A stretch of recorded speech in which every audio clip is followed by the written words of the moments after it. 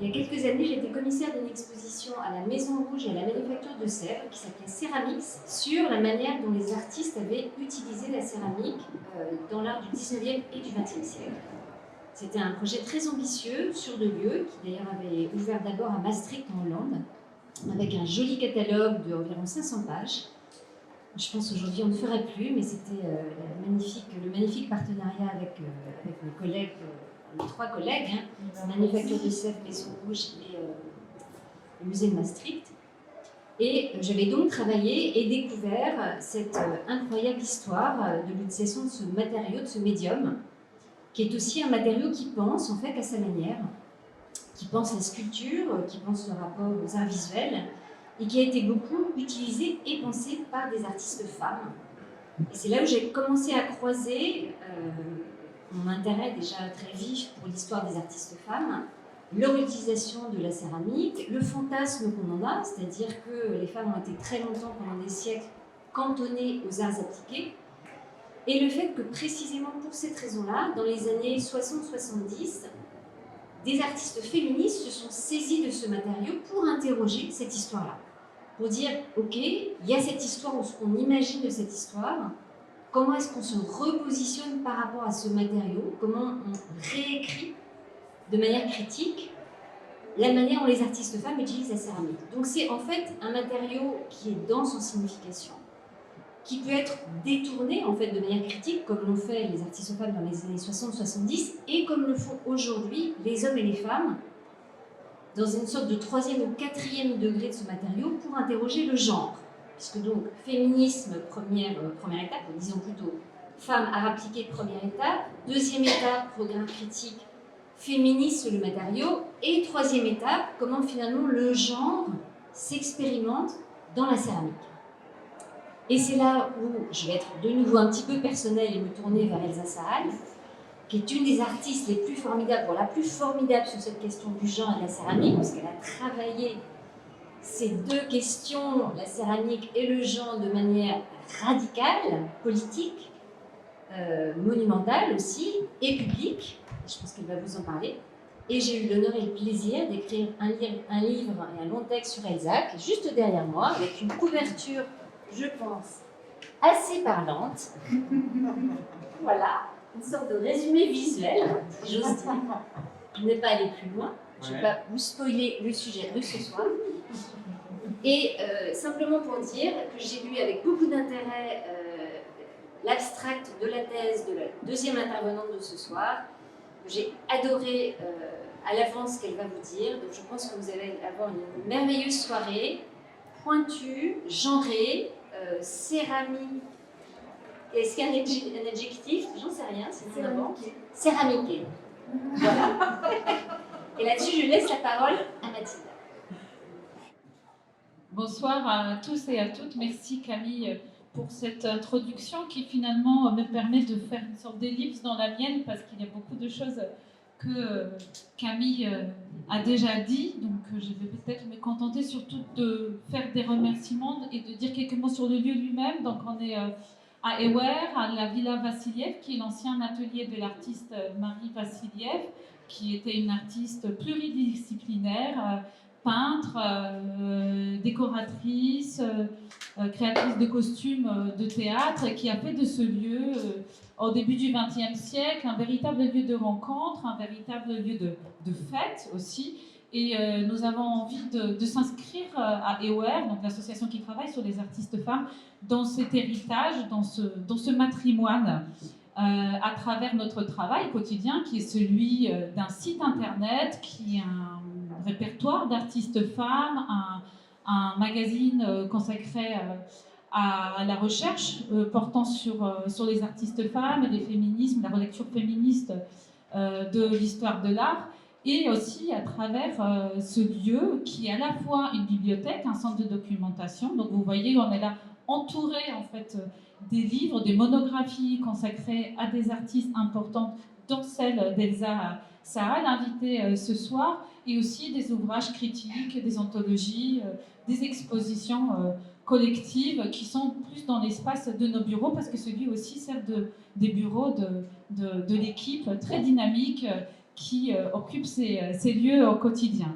Alors j'aimerais adresser mes remerciements à nos partenaires de la Fondation Villadatrice Espace Monte Cristo, donc d'abord la fondatrice, Madame Danielle Capel-Marcovici, et son équipe, Maria Junca, chargée de coordination des événements, Marie Astier, chargée de communication, avec laquelle on avait travaillé voilà, main dans la main pour organiser l'événement de ce soir, ainsi que mes collègues d'EWER, en particulier Gabriel Delétoile et Katerina Silvanovic, qui ont vraiment conçu cet événement avec moi du côté d'EWER.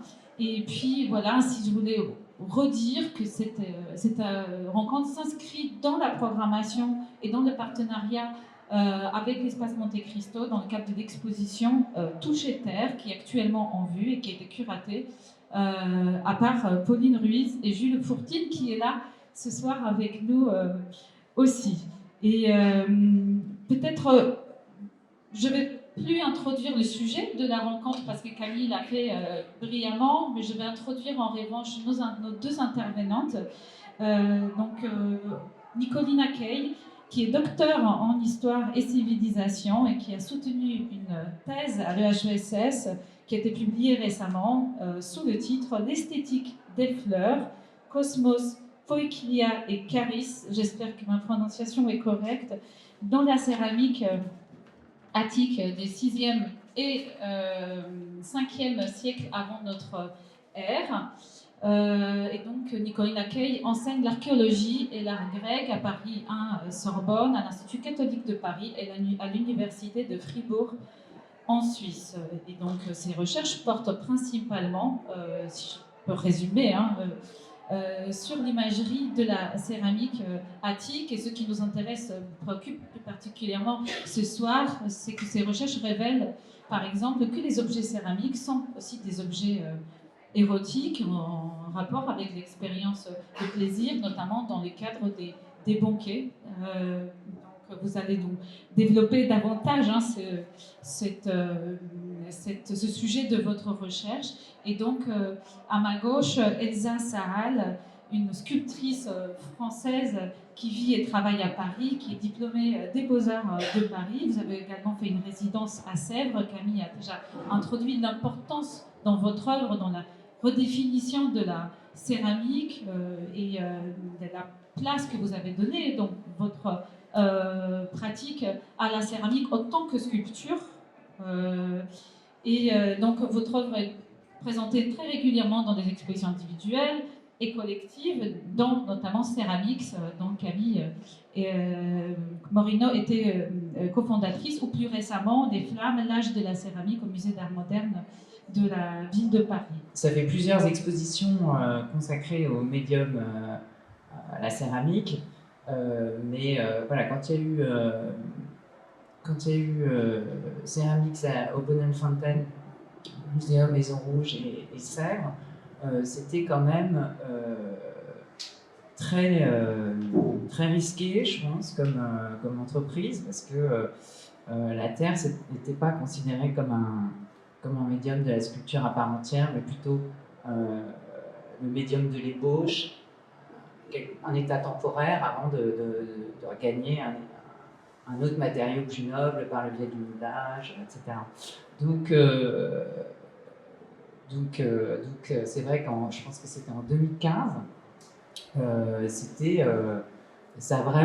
exposition, elle a vraiment contribué à transformer le regard, la perception qu'on a de ce médium, et ça a vraiment changé la place qu'il a. Alors moi, à l'époque, je me souviens que j'avais toujours besoin d'expliquer que même si je faisais de la terre, je ne faisais pas pour autant de la poterie.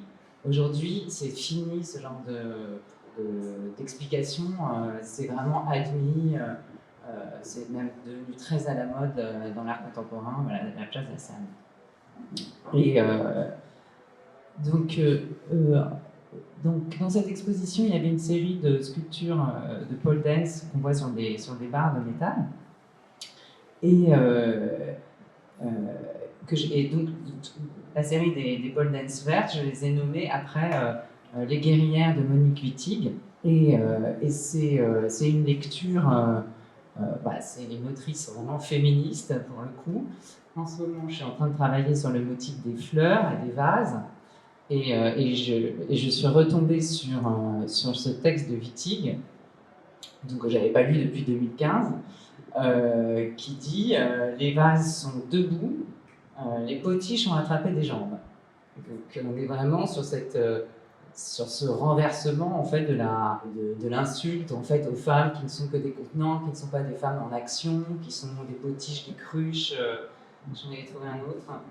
Potiche, cruche, gourde, voilà. Donc, alors c'est pas forcément que de la céramique, mais enfin, c'est quand même lié au contenant et la céramique est quand même beaucoup utilisée comme fin des contenants. Donc, voilà, cette analogie, moi je l'ai travaillée dans une série de sculptures récentes avec des fleurs. Donc, je trouvais que c'était, je vais vous montrer tout à l'heure. Mais tout d'abord, je vous fais écouter ce texte. Qui est d'une grande sensualité. Alors, je sais que c'est bateau aussi de dire que la terre c'est sensuel, mais moi j'ai choisi ce matériau parce que je trouve ça très sensuel et que j'avais envie d'avoir à la fois dans ma vie et dans ma pratique, dans ma vie professionnelle, de la sensualité. Et on retrouve très fort dans le texte de Wittig. En fait, qu'on entend mieux quand il est dit plutôt que lu. En fait, c'est comme un chant, en fait, c'est un truc épique, c'est Homère, quoi. Il y a un rapport à l'antique, d'ailleurs, je trouve, dans le texte de Wittig. On ne sait pas à quelle période ça peut avoir eu lieu, je ne sais pas, au 5e siècle avant notre ère, tout comme ça pourrait aussi avoir lieu en 2053, tout comme ce combat féministe qui semble sans cesse à recommencer et toujours voilà, qui est ininterrompu. Et ce qui me plaît en fait, déjà c'est la sensualité, ce que je disais avant, la sensualité de la langue, et le côté chant, le côté mouvement en fait. On sent vraiment... Enfin, moi, ça me motive, ça me met en mouvement quand j'entends ça par rapport à mon travail. Ça me donne l'énergie d'y aller, ça me donne de la force. Et je pense qu'on n'est jamais féministe seul, on est toujours féministe à plusieurs. Je trouve que ça aide, pour moi, en ce qui me concerne, pour modeler, pour chercher des formes. Ça m'aide de me nourrir de ce type en l'occurrence de Wittig. Et surtout, en fait, on l'entend dans le texte, elle cherche un langage, elle cherche à changer la littérature, elle cherche à écrire vraiment à sa manière en tant que femme. Et elle est moderne dans le sens où elle veut vraiment inventer une forme. Il n'y a pas que le message politique, le message... l'intention, il y a vraiment voilà, en tant qu'artiste, en tant qu'écrivaine, elle cherche à transformer le monde par les mots. Et moi aussi, à mon niveau, hein, je cherche à inventer des formes en céramique qui n'ont pas été vues avant, ou qui n'ont pas été modelées avant. Donc j'aime bien être surprise en fait. Voilà. Donc, cette série sur laquelle je travaille en ce moment, en fait, au départ, j'avais voulu faire des vases. Maintenant que la céramique, on a tous compris que ça pouvait être utilisé pour la sculpture, par esprit peut-être de contradiction, je me suis mise à vouloir faire des objets fonctionnels. J'ai voulu faire des vases, des lampes, des consoles, etc. Certains ont marché, beaucoup enfin marché au sens de certaines pièces, j'étais contente de certaines pièces, mais j'ai eu beaucoup de difficultés avec les vases parce que c'était pas étanche. Donc, je me suis lancée dans cette série de vases qui sont des vases debout, des vases qui marchent, qui représentent des corps. Et en fait, je les ai modelés comme un fleuriste. Je me suis abonnée à l'Instagram d'un fleuriste merveilleux qui s'appelle Castor, qui ose faire des compositions. Et je me suis dit, voilà, travailler le modelage, travailler la sculpture comme un fleuriste. Donc je faisais, en l'occurrence là, vous voyez les grandes tiges, je les modelais séparément. Je les cuisais séparément et ensuite je les assemblais. Le vase en céramique, avec les fleurs dedans, c'est pas, j'ai rien inventé. Il y a Patrick Moufran qui est avec nous ce soir, qui a fait aussi toute une série d'ikebana. Dans l'expo Ceramics, dont on a parlé déjà, il y avait aussi un grand vase d'Anne Wenzel. Voilà, c'est pas. Mais moi, j'avais envie de faire cette série de vases comme avec Wittig, avec les guerrières. Et donc, pour retrouver, comme pour disséminer le texte de Wittig, j'ai donné les titres. Tous les titres reconstituent la première page du texte des guerrières. Et je me dis comme ça, le texte va circuler d'une manière un peu différente aussi. Voilà. Donc, c'est voilà, il y a des motifs qui pourraient ressembler aussi à du lichen ou à des algues qui s'accrochent sur les formes, et puis des fleurs comme des nichons, ça c'est et des éléments comme les langues. Bon, il y a toujours cette difficulté à la fois d'évoquer le corps, mais de pas faire quelque chose de trop figuratif. Donc, je joue toujours avec des évocations, des glissements d'un volume à l'autre. Voilà. Et donc, je les ai mises dans l'ordre du texte, qui est donc cette première page, voilà, que tout geste est renversement. L'idée de cette série de vases, c'est de représenter, c'est à la fois de retourner l'insulte dévalorisante de la potiche, de la gourde, etc., et de faire des pots, des vases en action, avec, j'espère qu'elles ont ce côté, peut-être pas trop celle-là qui est statique, mais ce côté conquérant, ce mouvement en fait, qui est à la fois antique et futuriste, que je retrouve moi chez Wittig. J'espère qu'elles ont cette espèce d'élan en fait pour renverser les situations et renverser les représentations, tout en étant quand même des vases avec des fleurs dedans. C'est une sculpture que j'ai faite en 2012, donc, qui était ma première. Voilà, attendez, je vais mettre l'image suivante parce qu'on la voit en entier. Donc en 2012, je fais cette sculpture avec la galerie Papillon pour le jardin des Tuileries, pour la FIAC. Donc c'est une petite, ça représente une petite fille qui fait pipi debout. Elle est très connue maintenant du fait de cette exposition en 2020, l'été 2020, un voyage à Nantes. Alors quand j'ai fait cette pièce-là, je crois que je ne savais pas encore que j'étais féministe.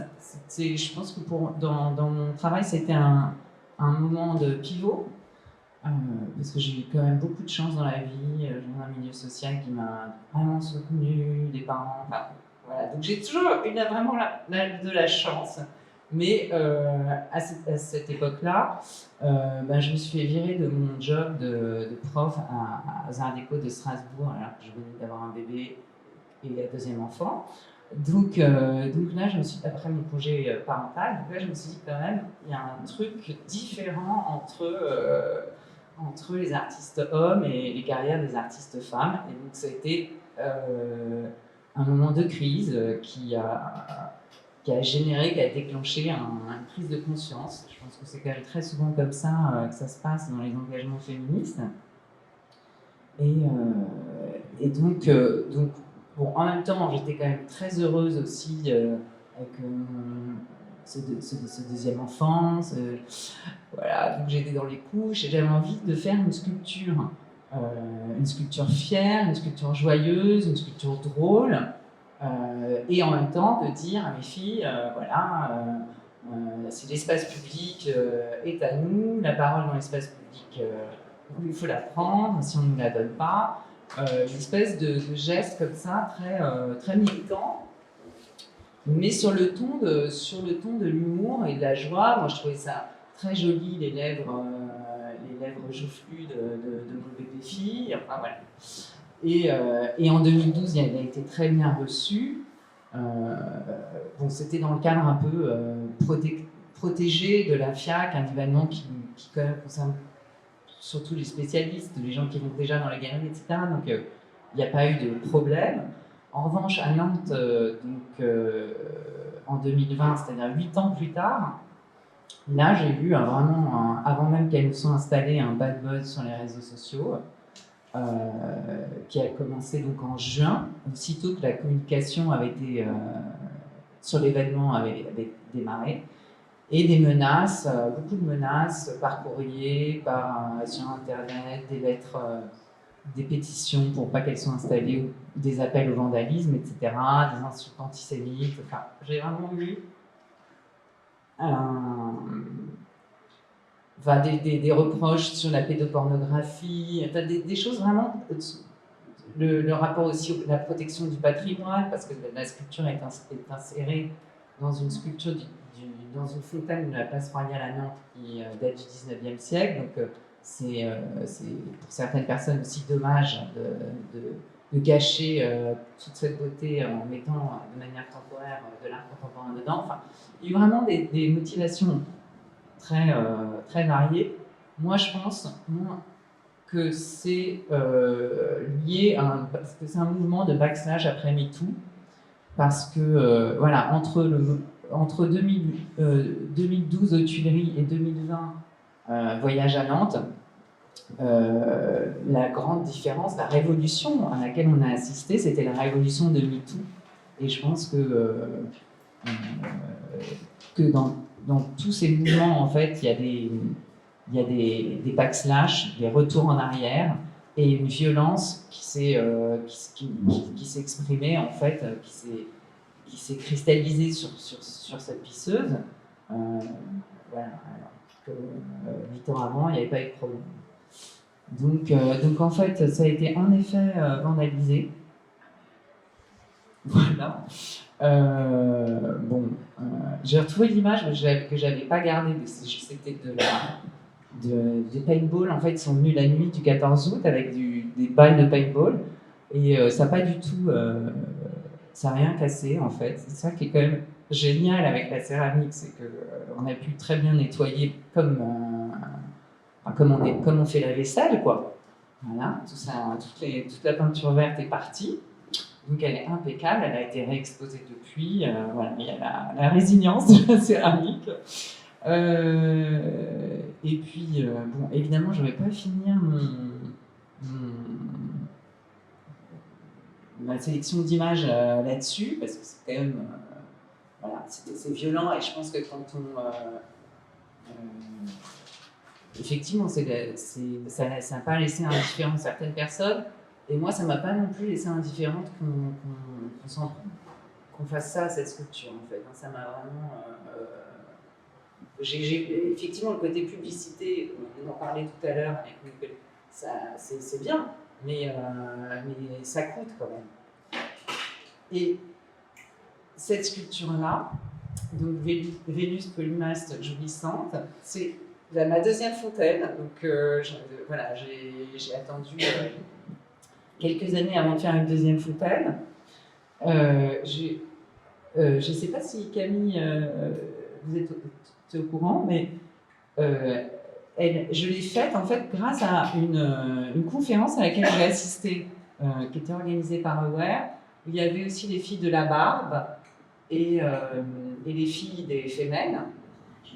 C'était dans le 9e arrondissement, dans un lieu... c'était pas ici, ça n'existait pas. Et il y avait Marie Daucher, qui est une militante féministe, qui fait beaucoup pour qui est une association qui s'appelle La Part des Femmes, donc la place des femmes photographes dans le milieu de la photographie, qui est quand même aussi très macho. Et donc, à ce moment-là, elle avait créé un fichier 3D, et elle avait fait une impression 3D du clitoris à l'échelle 1, et qu'elle avait montré à l'occasion de cette rencontre. Et donc, bon, moi, j'avais jamais vu ça. C'était une révélation pour moi.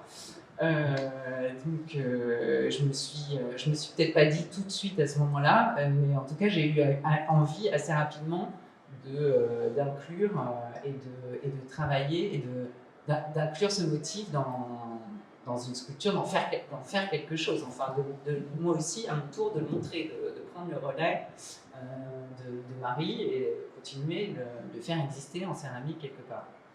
Donc j'ai fait cette Vénus jouissante, là c'est l'exposition à la Villa d'Atrice. Alors je vous montre quand même le clitoris qui est à l'intérieur de la vulve et c'est donc le jet sort donc à l'intérieur et frappe sur les petits bras, sur les petites mandibules du clitoris. Et aussi j'ai regardé aussi un petit dessin animé qui m'avait beaucoup amusé à l'époque que j'avais fait cette pièce-là, qui montrait un clitoris en train de se balader. Enfin voilà, tout ce mouvement, en fait, c'est pour ça que je pense que l'idée du féminisme, c'est quand même toujours collectif, c'est toujours des discussions, c'est toujours des rencontres. Et j'avais trouvé très drôle comment elle avait animé en fait ce petit clitoris qui était devenu un personnage. Et j'avais envie moi aussi de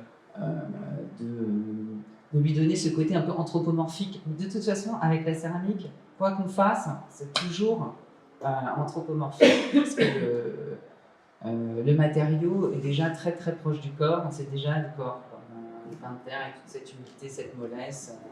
Cette pièce, elle est en ce moment exposée à l'espace Monte Cristo, donc à Paris dans le 20e. Et avec un clitoris qui est vraiment rutilant, archi doré, super bling. Et voilà. Donc l'idée, c'est évidemment de montrer que non seulement il y a l'idée de conquérir l'espace public, mais il y a aussi dans cette pièce, dans cette fontaine-là, la volonté de montrer, de donner à voir la jouissance féminine comme un totem, comme un empowerment, avec ces nichons qui regardent dans tous les sens, comme les poteaux qui donnent des directions. Là, les nichons sont comme des yeux, en fait, ils regardent dans toutes les directions et ils retournent le male gaze. Et là encore, comme l'écrit Monique Wittig dans son texte, tout geste est renversement. Là, c'est aussi l'idée de renverser, de retourner comme un gant le male gaze, et ce sont les nichons, eux, qui, comme des yeux, regardent tout. Voilà, c'est ces seins qui regardent dans toutes les directions, qui renversent le male gaze et qui affirment cette présence féminine et cette jouissance féminine. Avec une idée comme ça de pouvoir et voilà, une sculpture qui se veut très aussi drôle et dans l'affirmation. Voilà. Je pense que maintenant je vais passer la parole à Nicolina. Je vous montre la galerie Campana au Louvre, vous la connaissez sans doute. C'est une salle consacrée à la céramique grecque et notamment à la céramique attique, c'est-à-dire la céramique produite à l'Athènes du 6e et 5e siècle avant notre ère. Alors, tous ces vases qu'on admire aujourd'hui à travers les vitrines, comme s'ils étaient des œuvres d'art, n'ont pas été faits pour être contemplés ou exposés dans un espace consacré à l'art, tel un musée ou une galerie, mais ils avaient une fonction. Ils avaient une fonction précise dans la vie quotidienne des Grecs anciens. Ces vases étaient utilisés dans le cadre du banquet pour le service et la consommation du vin. Ils étaient utilisés pour la toilette du corps, mais aussi pour l'accomplissement des rituels en l'honneur des dieux ou des morts. Alors, ces vases ne sont pas de simples contenants, instruments techniques de la vie quotidienne, ils sont aussi des vecteurs d'images. Vecteurs d'images qui reflètent et véhiculent les valeurs socio-politiques, culturelles et religieuses des citoyens athéniens, mais pas seulement au sein de la cité d'Athènes, mais aussi dans le monde méditerranéen en général, puisque ces vases ont été aussi exportés, notamment en Étrurie, en Italie centrale, où on les découvre à partir du XVIIIe siècle à l'intérieur des tombes de l'élite locale, de l'élite étrusque. Alors, mon tout premier point conservent le plaisir. Les vases attiques sont des objets de plaisir tactile, sensuel, comme je le disais. Grâce à leur forme, ils sont souvent sophistiqués. Ils sont aussi des objets de plaisir visuel, grâce à leur iconographie qui est inspirée de la vie quotidienne et aussi des mythes grecs.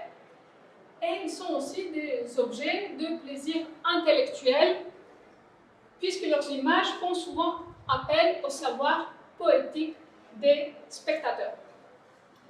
Sans oublier que ces vases sont vus et maniés surtout dans le cadre du banquet, qui est un lieu de plaisir convivial entre hommes citoyens.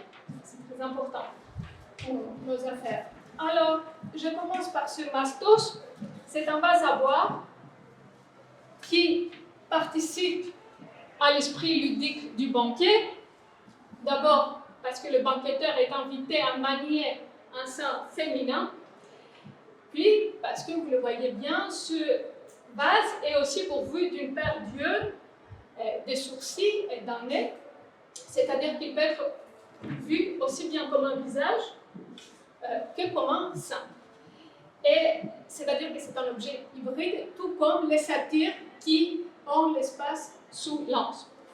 Enfin, vous remarquez qu'il n'a pas de pied. Et le manque de pied fait qu'on ne peut pas déposer les vases avant de l'avoir vidé. C'est-à-dire que le banquetteur doit boire le vin d'un seul trait et tester ainsi sa descente sur le dé. Je ne sais pas sur le dé. Il y a donc dans le maniement de ces vases un plaisir visuel, mais aussi un plaisir tactile et sensuel. Et ça va être davantage évident avec cette coupe. Donc c'est une coupe à boire. Et vous voyez, l'extérieur est orné d'un masque de satyre. Vous avez vu, il a des oreilles pointues et il a des yeux carquillés. Et ce regard fascinant, presque fascinant, est redoublé par une énorme paire. Et ce double décor ophtalmique crée l'impression que la coupe est douée de la vue. C'est-à-dire, on a de nouveau un effet de fascination, un échange de regards entre le satyre et le buveur. Et en outre, lorsque le buveur saisit la coupe pour boire et y enfonce son visage, il offre ainsi à son compagnon, à ses convives, un autre visage. Et l'effet d'animation est renforcé par les anses ayant l'air d'oreilles. Et d'ailleurs, en grec ancien, les anses ont les oreilles. C'est ota, c'est les oreilles. Alors, mais il y a davantage parce que il y a ce qui est en forme de sexe masculin. Alors, il devient difficile de manier un tel objet comme un simple récipient.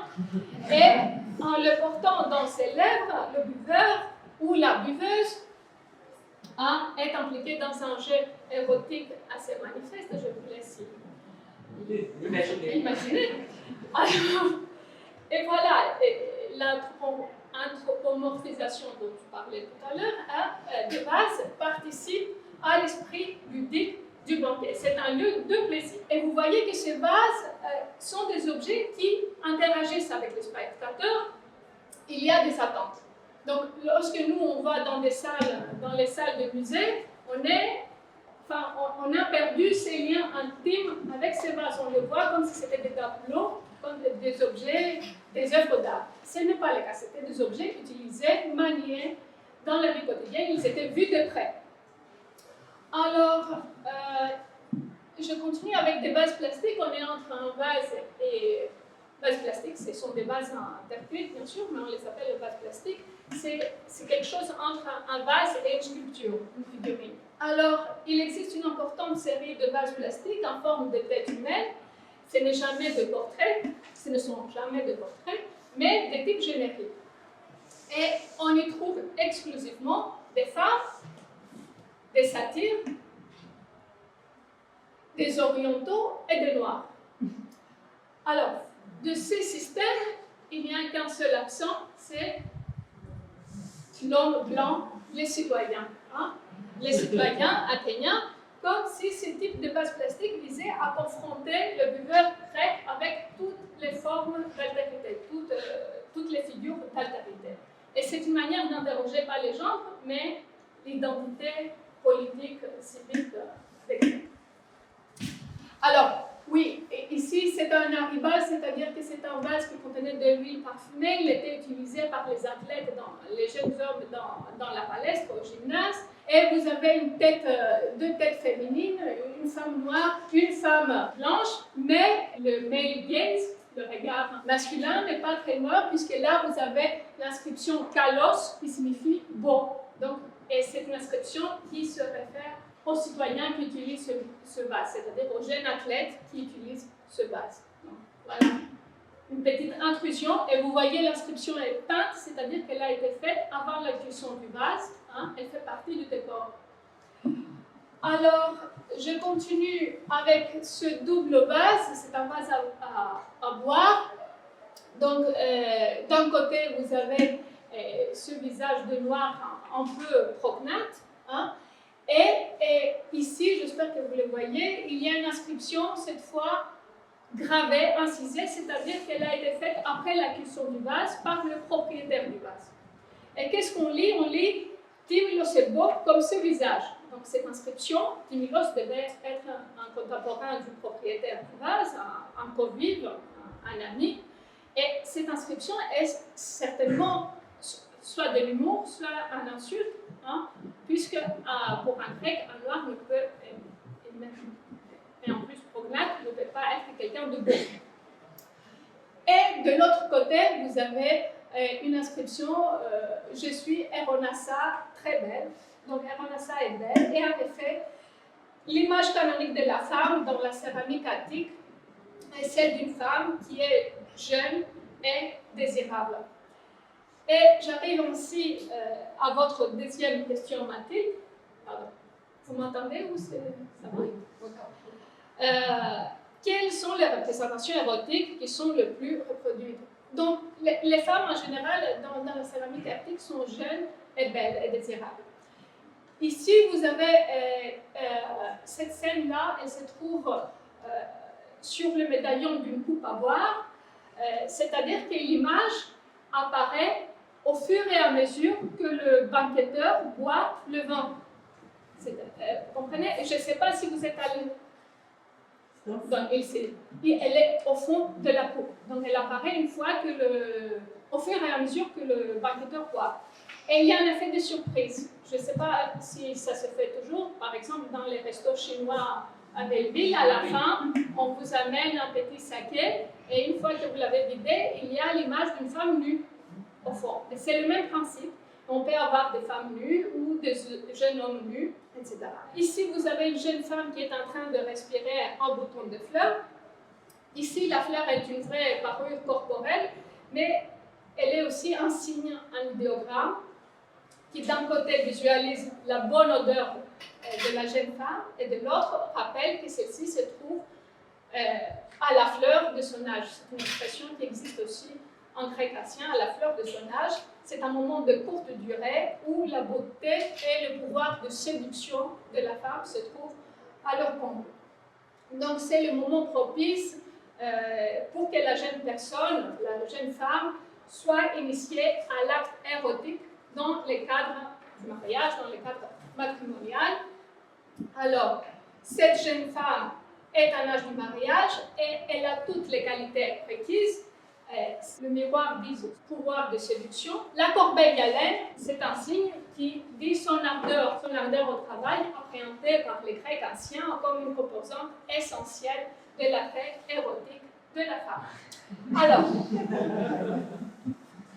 c'est pas moi, ce sont les Grecs anciens. Et là, vous avez un lit, le bout d'un lit, qui fait allusion à ces futures rencontres amoureuses. Et en effet, à l'extérieur de la coupe, vous avez une série de tête-à-tête amoureux entre deux hommes d'âge différents et de jeunes femmes.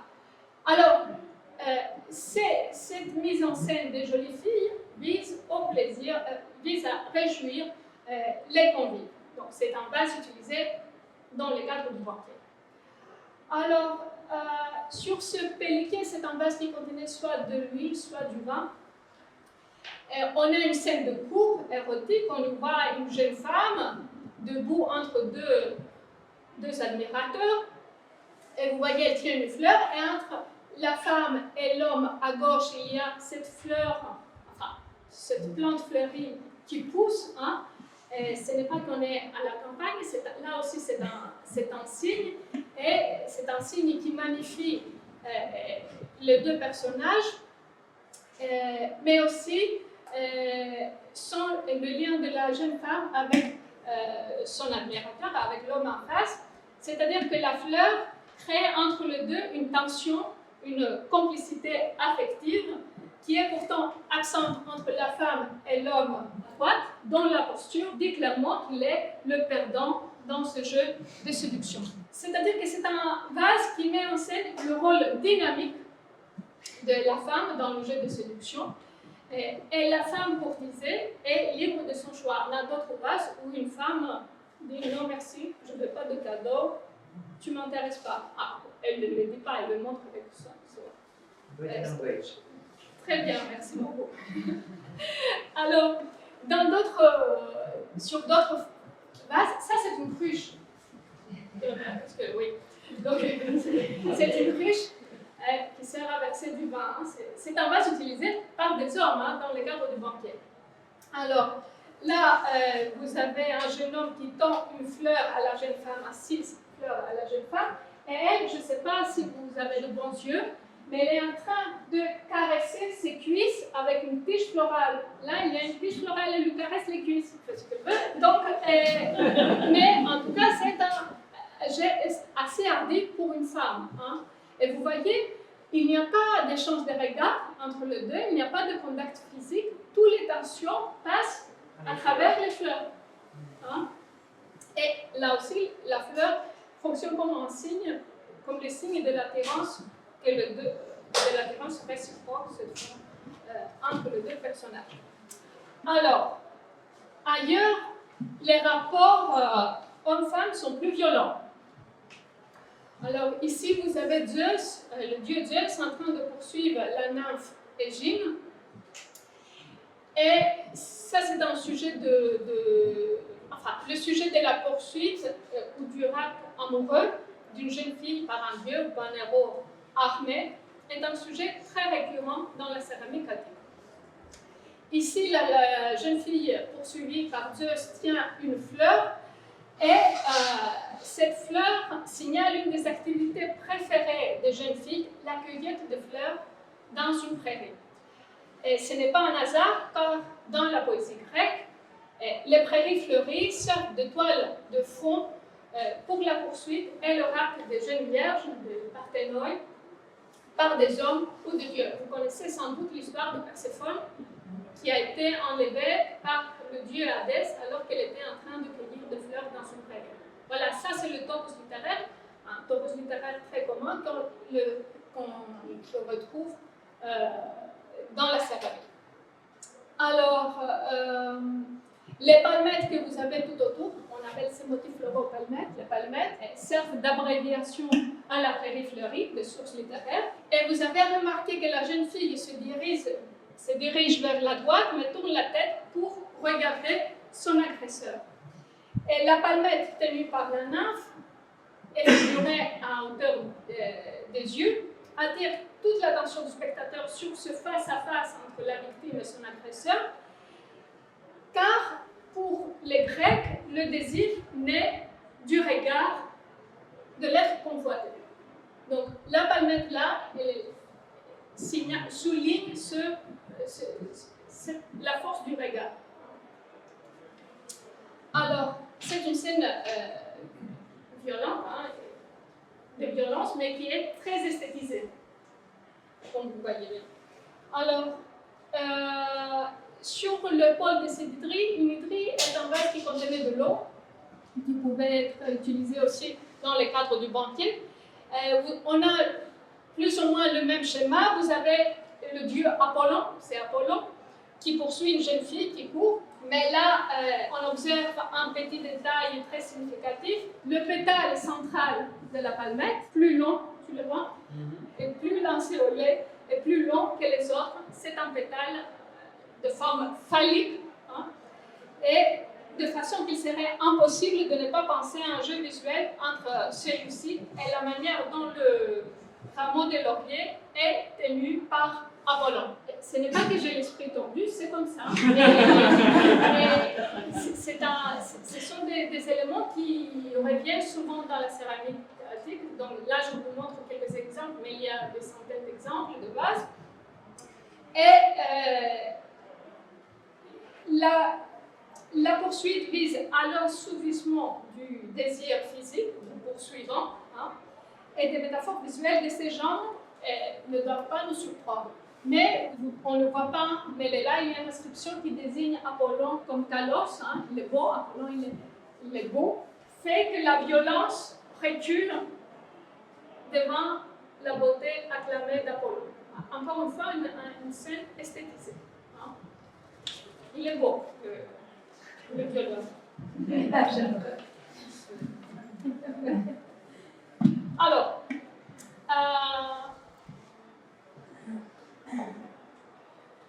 Alors, toujours, ça c'est une hydrie qui représente une scène extrêmement violente, c'est le sac de la ville de Troie. Et là, ça c'est Priam, le roi de Troie, qui est en train d'être massacré par Néoptolème, le fils d'Achille, peu importe. Ce qui m'intéresse, c'est cette partie-là de l'épaule. Vous avez Ajax qui s'apprête à violer Cassandre, la jeune Cassandre qui était la fille de Priam, du roi Priam. Il n'y a pas de doute que mettre en scène ou même suggérer le viol d'une femme sur un objet de prestige, sur un objet d'usage quotidien, festif ou rituel, est une chose inconcevable pour nous contemporains. Et il n'en est pas ainsi pour les peintres antiques qui ont choisi ce thème du viol de Cassandre pour un certain nombre de leurs productions destinées aux banquiers. On a plusieurs images qui représentent ce viol, dont celle-ci. Et sur ces images, on voit toujours Ajax en train d'arracher la jeune fille de la statue d'Athéna où elle s'est réfugiée comme suppliante. Elle est suppliante. Hein? Elle s'accroche à la statue d'Athéna, elle est sous sa protection. Il faut toutefois préciser que l'acte du viol lui-même n'est jamais représenté, mais plutôt suggéré. Hein? Le viol est suggéré ici par le comportement agressif d'Ajax, ainsi que par le corps dénudé de Cassandre. Vous voyez, son corps est ouvert, elle est toute nue, hein? Son sexe est exposé, et ça montre son extrême vulnérabilité. Et bien sûr, il a le regard et les gestes effrayés, et tout autour, il y a des femmes qui se lamentent, là, ici, parce qu'elles savent que bientôt sera leur tour. Donc, elles vont devenir esclaves, etc. Alors, il faut aussi noter que les actes désignés comme viol ou agression sexuelle n'appartiennent pas à une catégorie clairement définie par les anciens. Ils n'avaient pas de terme équivalent pour le viol ou pour l'agression sexuelle. Il y avait un mot que les Grecs anciens utilisaient, c'est le mot hybris, que vous connaissez sans doute, hein, qui désigne l'outrage et l'atteinte à l'intégrité d'une personne. Alors, il va de soi que le viol d'une femme n'était pas condamnable comme il est aujourd'hui.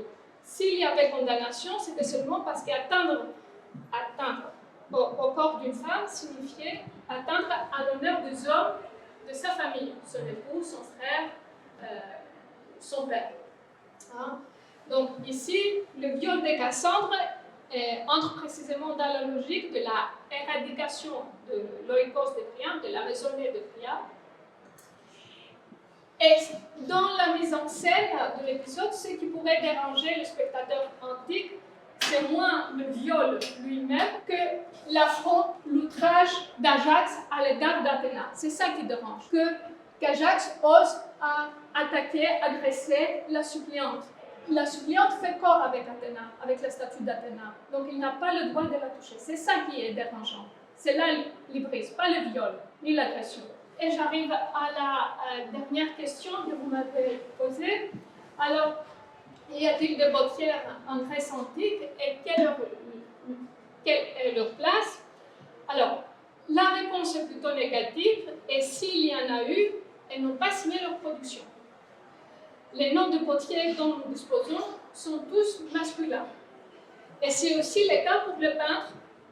Leurs noms sont masculins, même si on peut avoir des doutes sur quoi parmi eux, ça pourrait être des noms aussi masculins que féminins.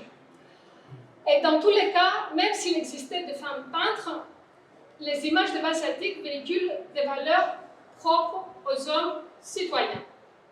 L'Athènes du 6e et du 5e siècle est une société androcentrée. Alors, cela dit, il existe ce vase, c'est une hybride. C'est un vase, là aussi, qui contenait de l'eau, qui a été découvert à l'intérieur d'une tombe féminine en Éthiopie. Alors, vous avez une scène d'atelier, c'est un atelier de potier, et vous voyez les potiers ou les peintres sont en train de recevoir les honneurs de Dieu, les honneurs divins. Il y a Athéna et deux Nike qui sont en train de couronner les trois potiers peintres, et elle semble avoir oublié la jeune femme ici, à l'extrême droite. Certes, elle est sur une plateforme, une sorte mais elle est toute seule. Elle est en train de décorer un cratère oublié. Voilà. Et il y a un autre fragment de vase, c'est une coupe qui a été consacrée sur l'acropole. Vous avez un métallurgiste, et là vous avez sans doute reconnu un peintre. Il est en train de, là elle est sa main, le pinceau, il est en train de décorer une coupe. Il travaille sous le regard d'Athéna, et à côté de lui se trouve cette femme qui fait ces gestes déictiques. Est-ce qu'elle est il y a certains spécialistes qui pensent qu'elle est en train de lui donner des instructions. Moi j'ai des doutes. Hein. Il y a d'autres qui disent que ça doit être une déesse qui est en train de couronner le potier peintre. Peut-être, elle n'a pas d'attribut divin. Donc ça reste un énigme, mais le vase est fragmentaire. Donc voilà. Et donc pour le mot de la fin, je dirais que la céramique antique est une affaire surtout d'hommes, et que les images sont le produit d'un regard masculin, un male gaze. Voilà. Merci beaucoup.